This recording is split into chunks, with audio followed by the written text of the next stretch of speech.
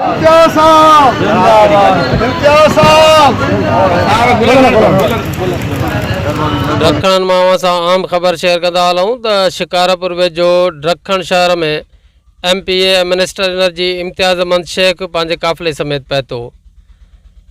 जी नाज़रीन, अव्हांखे ॿुधाईंदा हलूं त MPA मिनिस्टर एनर्जी इम्तियाज़ अहमद शेख ऐं PPA जो नौजवान अॻुवान फराज़ अहमद शेख 27 डिसंबर शहीद राणीअ जे वरसीअ जे मौक़े ते हिकु वॾे काफ़िले सां गॾु दुख्तर मशरिक़ शहीद बेनज़ीर भुट्टो साहिबा खे सुरुख सलाम पेश करण लाइ गड़ी ख़ुदा बख़्श वेंदे ड्रखण शहर पहुतो, जिते ड्रखण शहर जी मारूफ़ समाजी शख़्सियत शेख इत्तेहाद तालकी गड़ियासिन जे सदर मुख़्तियार अहमद शेख जी अॻुवाणीअ में बिरादरी जे माण्हुनि ऐं पार्टी वर्करनि भरपूर इस्तक़बाल करे गुलनि जी वर्खा कई ऐं सिंध जी सूखड़ी टोपी अजरक जा तोहफ़ा पेश कया।